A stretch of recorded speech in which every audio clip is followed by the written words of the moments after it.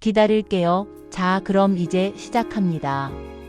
은혜 여사입니다. 지난 화요일 1편. 정말 댓글창이 불타올랐습니다. 멀쩡한 엄마를 치매로 몰아 밥그릇 뺏고 개밥 취급하고 급기야 요양원에 고려장 보내려던 그 천하의 불효 자식들. 다들 기억하시죠? 우리 어머님 3일 동안 그 지옥 같은 수모를 다 견디시고 모두가 잠든 새벽 1시 떨리는 손으로 휴대폰을 꺼내셨습니다. 그리고 변호사 버튼을 누르기 직전. 딱 거기서 영상이 끝나서 지난 이틀 동안 밤잠 설치신 분들 많으시죠? 잠깐, 혹시 지금 이 영상을 처음 클릭하신 분 계신가요? 그렇다면 지금 당장 스톱, 멈추셔야 합니다. 지금부터 터질 이 사이다 복수의 짜릿함을 제대로 느끼시려면 저 자식들이 얼마나 끔찍한 짓을 했는지 1편을 먼저 보고 오셔야 합니다. 그래야 잠시 후 어머님이 임감도장을 집어 던질 때 여러분 속이 뻥 뚫리는 쾌감을 200% 느끼실 수 있거든요. 밑에 링크 걸어뒀으니 딱 10분만 보고 다시 오세요. 기다릴게요. 자, 그럼 이제 시작합니다. 저는 떨리는 손으로 핸드폰을 켰습니다. 그리고 저장해둔 변호사 사무실 번호를 눌렀습니다. 새벽 1시였지만 상관없었습니다. 여보세요? 김 변호사님 접니다. 네, 밤늦게 죄송합니다. 하지만 지금 당장 처리해야 할 일이 있습니다. 내 재산 전부 기부하겠습니다. 서류 준비해서 내일 아침 8시까지 집으로 와주세요. 아, 그리고 요양원 말고 경찰서에도 연락 좀 해주십시오. 전화를 끊은 저는 난생 처음으로 두 다리를 쭉 뻗고 잠을 청했습니다. 내일 아침 펼쳐질 그 통쾌한 쇼를 기대하면서 말이죠. 다음 날 아침이 밝았습니다. 결전의 날이었습니다. 저는 평소보다 일찍 눈이 떠졌지만 이불 속에서 죽은 듯이 가만히 있었습니다. 거실에서는 벌써부터 부스럭거리는 소리가 들려왔습니다. 여보 짐 다 쌌어. 대충 싸. 대충 어차피 가서 금방 줘. 아니 돌아가실 텐데. 알았어. 옷까지 몇 개랑 기저귀만 챙겼어. 아, 진짜 속이 다 시원하네. 오늘따라 화장도 잘 먹어. 며느리와 아들은 축제라도 열린 듯 들떠 있었습니다. 자기들끼리 킥킥대며 웃는 소리가 방문 너머로 들려올 때마다 저는 입술을 깨물며 주문을 외웠습니다. 웃어라. 실컷 웃어둬라. 그게 너희들의 마지막 웃음이 될 테니. 오전 9시 초인종 소리가 울렸습니다. 왔나보다. 아들이 후다닥 뛰나가 문을 열었습니다. 건장한 남자 2명이 들어왔습니다. 요양원에서 보낸 사람들이었죠. 최순자 할머니, 댁 맞습니까? 모시러 왔습니다. 아들이 굽신거리며 그들을 맞이했습니다. 내내 들어오세요. 어머니가 상태가 좀 많이 안 좋으세요. 억지를 부리실 수도 있으니까 꽉 잡으셔야 해요. 걱정 마세요. 저희가 전문가입니다. 며느리가 제 방문을 벌컥 열었습니다. 어머니, 일어나세요. 좋은데 놀러 가요. 차 왔어요. 평소엔 쳐다도 안 보더니 오늘은 아주 친절한 척 제 팔을 잡아 끌더군요. 저는 힘없는 척 질질 끌려 나갔습니다. 거실 한복판에 서자 아들이 요양원 직원들에게 눈짓을 했습니다. 자, 데리고 가세요. 직원들이 제 양팔을 잡으려던 그 순간 저는 있는 힘껏 며느리의 손을 뿌리쳤습니다. 이건 알아. 며느리의 손등을 내리친 소리가 거실에 울려 퍼졌습니다. 순간 정적이 흘렀습니다. 제 목소리는 더 이상 치매 노인의 어눌한 목소리가 아니었습니다. 40년 시장통을 호령하던 쩌렁쩌렁한 최 회장의 목소리였습니다. 며느리가 얼얼한 손등을 감싸 쥐며 눈을 동그랗게 떴습니다. 어머니? 아들도 당황한 기색이 역력했습니다. 엄마, 갑자기 왜 그래? 정신 돌아왔어? 저는 허리를 꼿꼿하게 펴고 흐리멍덩하게 풀었던 눈동자에 서슬 퍼런 도끼를 채웠습니다. 그리고 아들놈과 며느리를 번갈아 노려보며 천천히 아주 또렷하게 말했습니다. 정신? 그래, 돌아왔다. 아니, 애초에 나간 적도 없다. 이 썩을 놈들아. 네? 그게 무슨... 아들은 상황 파악이 안 되는지 멍청한 표정으로 입만 뻥긋거렸습니다. 저는 품속에서 그들이 지난 3일 밤낮으로 찾아 헤매던 물건을 꺼내 들었습니다. 붉은색 인주가 묻은 대추나무 인감도장. 아들의 눈이 도장에 꽂히더니 탐욕스럽게 번들거리기 시작했습니다. 엄마, 그거 도장이잖아. 거기 있었어? 아이고, 다행이다 엄마. 정신 돌아왔을 때 그거 놔줘. 내가 안전하게 보관할게. 응. 아들놈이 손을 뻗어 도장을 낚아채려 했습니다. 저는 그 손을 매몰차게 쳐냈습니다. 안전하게 보관해? 누가? 네가? 아, 왜 그래 엄마. 우리가 자식이잖아. 엄마 요양원 가시면 이거 잃어버린다니까. 저는 헛웃음이 나왔습니다. 요양원? 누가 요양원을 간다는 거냐? 엄마 가야지. 차 왔잖아. 거기가 편해. 밥도 주고 빨래도 해주고. 그래, 그렇게 편하고 좋은 곳이면 니들이 나가라. 뭐라고요? 니들이 나가라고.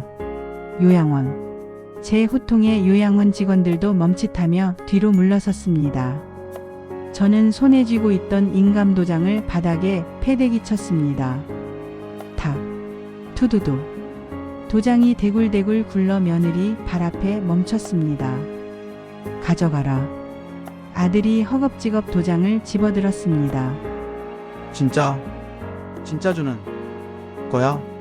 아싸. 여보 찾았어. 이제 끝났어. 아들과 며느리는 서로 얼싸안고 펄쩍펄쩍 뛰더군요. 그 꼴을 보고 있자니 저것들이 정말 사람이 맞나 싶었습니다.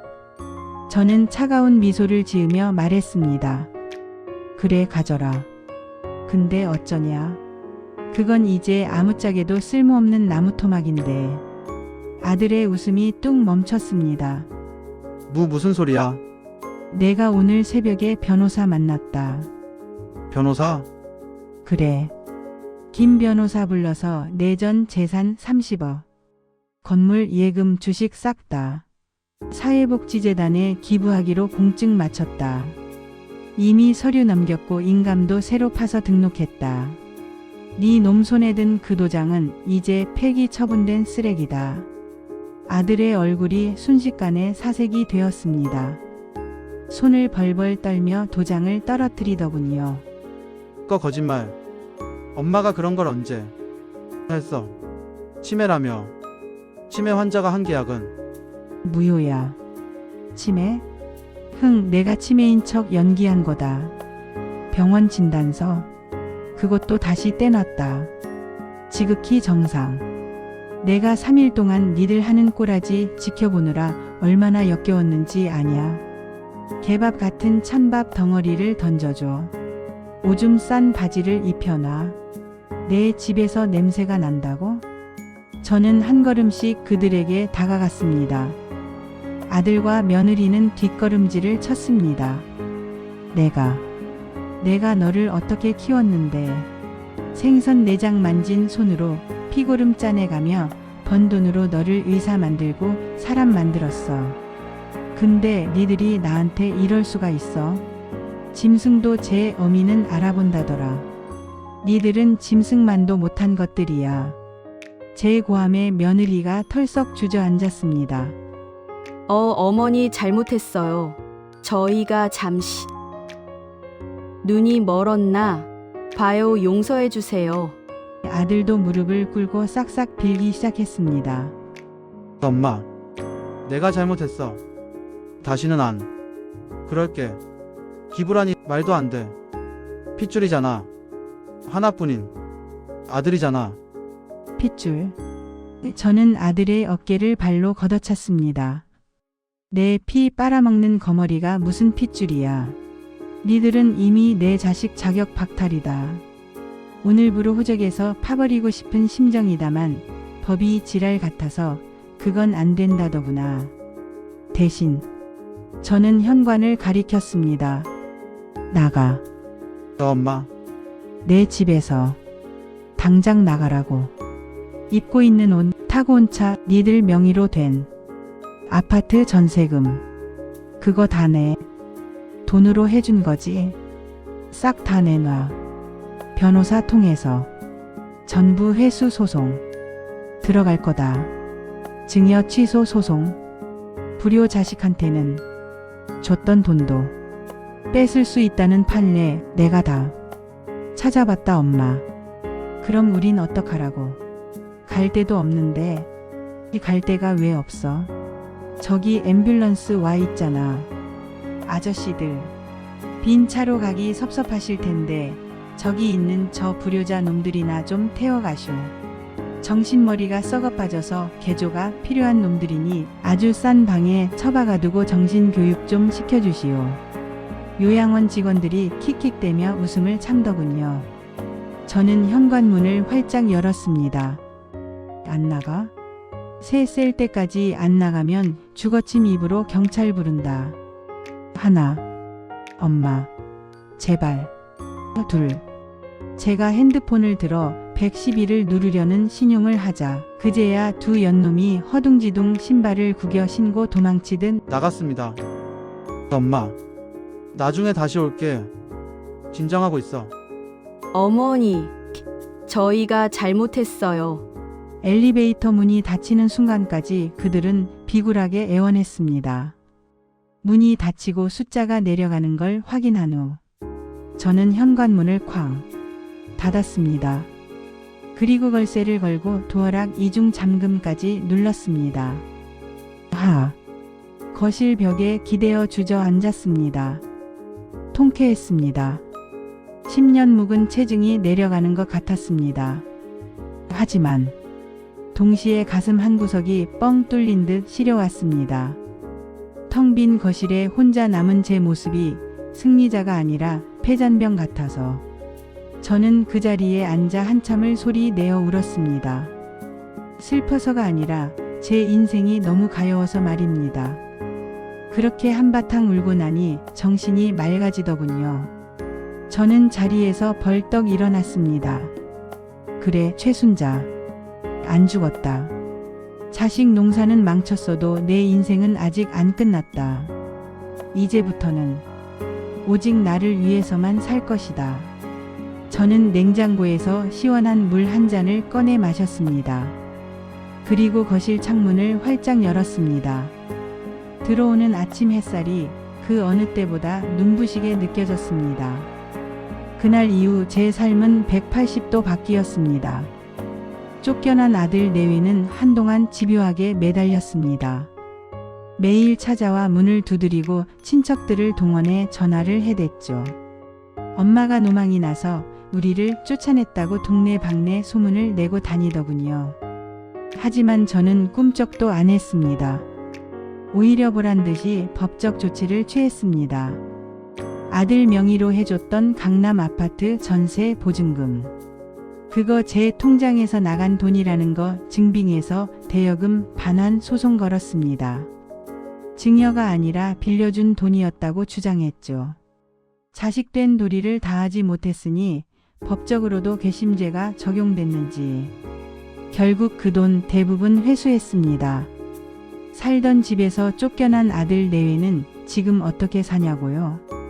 들리는 소문으로는 보증금 싼 빌라 반지하로 이사 갔다고 하더군요. 돈이 없으니 부부싸움이 끊이질 않고 며느리는 이게 다 당신 때문이라며 친정으로 도망갔다는 얘기도 들립니다.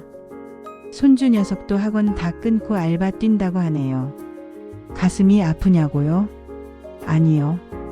젊어서 고생은 사서도 한다는데 그놈들은 나이 40이 넘도록 부모 등골만 빼먹고 살았으니 이제라도 인생의 쓴맛을 좀 봐야 사람 구실하지 않겠습니까? 저는 그게 저 나름의 마지막 가정교육이라고 생각합니다. 자식들을 끊어내고 나니 통장에 돈이 쌓이더군요. 아들에게 퍼주던 돈, 며느리 눈치 보며 아끼던 돈. 이제는 오로지 저를 위해 씁니다. 가장 먼저 한 일은 진짜 전문가를 고용한 겁니다. 며느리한테 눈칫밥 얻어먹는 대신 정당하게 돈을 지불하고 입주 간병인과 가사 도우미를 썼습니다. 여사님, 식사하세요. 아침마다 따뜻한 갓 지은 밥에 제가 좋아하는 고등어 조림, 갈비찜이 상에 올라옵니다. 찬밥 덩어리요. 개밥이요. 이제 그런 건 내 인생에 없습니다. 다리가 아프면 택시 타고 하니 모범 택시 불러서 병원 갑니다. 백화점에 가서 난생 처음 제 몸에 딱 맞는 비싼 코트도 사 입었습니다. 거울 속에 비친 제 모습이 그렇게 고울 수가 없더라고요. 아, 나도 여자였구나. 나도 이렇게 꾸미면 귀티 나는 사모님이구나. 70평생 처음 알았습니다. 동네 복지관에 기부도 많이 했습니다. 그랬더니 갈 때마다 최 회장님 오셨습니까? 하고 사람들이 반겨줍니다. 아들놈은 나를 짐짝 취급했는데 생판 남인 이 사람들은 나를 은인 대접해 줍니다. 그때 깨달았습니다. 아, 낳은 정보다 무서운 게 돈의 힘이구나. 효자 아들 10명보다 든든한 통장 하나가 낫구나. 가끔 밤에 자려고 누우면 문득문득 아들 어릴 적 모습이 떠오릅니다. 고사리 같은 손으로 내 볼을 만지던 그 시절 민수. 그립지 않다면 거짓말이겠지요. 하지만 저는 그 추억을 그냥 가슴 한구석에 묻어두기로 했습니다. 지금의 그 괴물 같은 아들과 내 기억 속의 착한 아들은 다른 사람이라고 생각하면서요. 여러분, 제 긴 이야기 들어주셔서 감사합니다. 마지막으로 인생 선배로서 딱 한마디만 하겠습니다. 자식 사랑 좋습니다. 내리사랑이라는데 어쩌겠습니까? 하지만 내 몫은 남겨두세요. 아니, 내가 죽을 때까지 내 돈은 내가 꽉 쥐고 있어야 합니다. 자식한테 다 퍼주고 나 늙으면 네가 책임져라 하는 것만큼 어리석은 짓이 없습니다. 돈이 없으면 부모도 눈치 보는 짐짝이 되지만 돈이 있으면 자식들도 효자가 됩니다. 그게 서글프지만 현실입니다. 부디 저처럼 바보같이 당하지 마시고 지금부터라도 여러분 자신의 인생을 사세요. 맛있는 거 있으면 자식 입에 넣어주지 말고 여러분 입에 먼저 넣으세요. 여러분은 그럴 자격이 충분하니까요. 제 인생은 75인 지금부터가 진짜 시작입니다. 아유, 어머님, 75부터가 진짜 시작이라는 마지막 말씀에 저도 모르게 눈물이 핑 도네요. 정말 고생 많으셨습니다. 그리고 정말 잘하셨습니다. 오늘 최순자 어머님의 사연 어떻게 들으셨나요? 아마 가슴 한구석이 뜨끔하신 분들도 계실 거고 속이 뻥 뚫리는 대리만족을 느낀 분들도 계실 겁니다.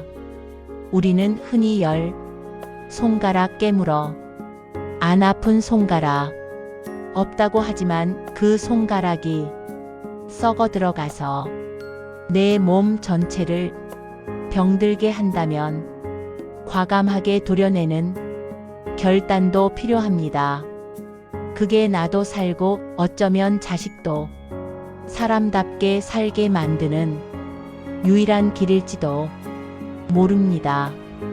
오늘 사연이 주인공처럼 우리 시니어 여러분들도 누구의 엄마, 누구의 아빠가 아니라 당당한 내 인생의 주인으로 사셨으면 좋겠습니다. 자식 눈치 보지 말고 찬밥 드시지 말고 따뜻한 밥 드시고 예쁜 옷 입으시고 그렇게 행복하게 사세요. 오늘 사연이 마음에 와닿으셨다면 댓글로 순자님 인생 2막을 응원합니다. 라고 따뜻한 응원 한마디씩 남겨주세요. 그리고 구독과 좋아요는 저 은혜 여사가 더 좋은 영상을 만드는 큰 힘이 됩니다. 저는 다음 시간에도 여러분의 막힌 속을 확 뚫어드릴 기가 막히고 코가 뚫리는 사연으로 다시 찾아오겠습니다. 그때까지 모두 건강하시고 행복하세요. 안녕히 계세요.